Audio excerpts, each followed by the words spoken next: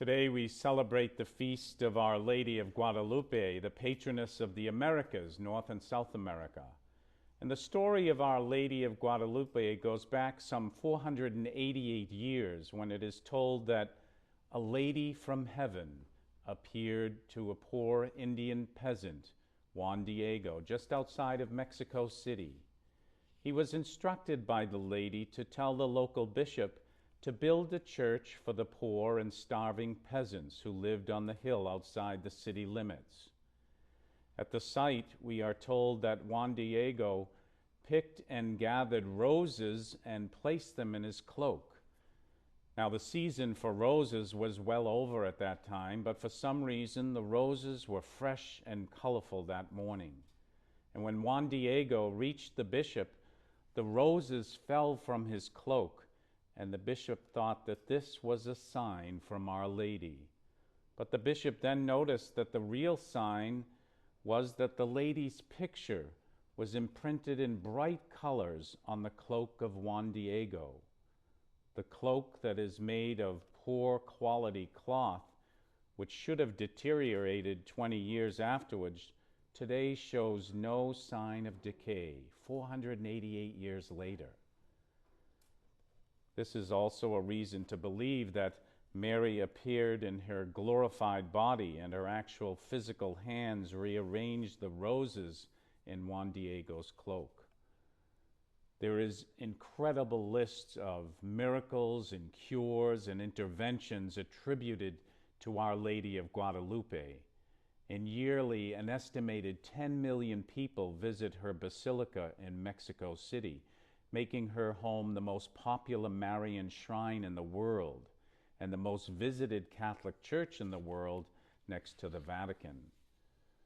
So on the special feast of the patroness of the Americas, this remembrance calls to mind the great and wonderful presence that Mary, our Mother, has in our lives. Her love and her compassion in her appearance to the poor peasant Juan Diego reminds us all to show love and compassion to everyone we meet. Her words of tenderness and healing and her words of peace to come remind us that Mary assists us in our need for peace of mind and soul. So how can we follow her example? Maybe a story would help us. We know that roses are a symbol of Guadalupe. Roses were picked by the poor peasant Juan Diego on the hillside where Mary appeared. Now the rose bush, as I said, should have been dormant. It was cold and wintry. Yet he was able to pick vibrant and lively roses and place them in his cloak to give to the bishop as a sign of God's miraculous presence. The gift of roses to the Virgin Mary symbolizes intimacy, compassion, and the love that is true between friends of God. And so maybe a story would help us to understand what Mary calls us to do. There's a story of this famous poet. He lived in Paris, who would take a daily walk along the streets of Paris, and each day he passed an old lady begging on one of the park benches. The old lady sat there silently and without any show of gratitude as people passed by and gave her a coin or two. One day, the poet was strolling along with his girlfriend, and much to her astonishment, the poet gave nothing to this elderly lady as they passed by. And she wondered why, and he told her, "A person must give something to her heart and not to her hand." So a few days later, the poet and his girlfriend walked again. This time the poet appeared with a small, half-opened rose in his hand. Naturally, the girlfriend thought that the young lady was going to receive the rose herself. How thoughtful of him. But no, the poet laid the rose in the hand of the beggar lady. Then something wonderful happened. The beggar lady stood up, reached out, and took the poet's hand and kissed it. She clutched the rose to her heart, and she disappeared. She stayed away from the park bench for a whole week, and then she came back and sat there as lifeless and cold as before. The young girlfriend asked, "What do you think she lived on during that week she was gone?" And the young poet replied, "My dear, she lived on the rose."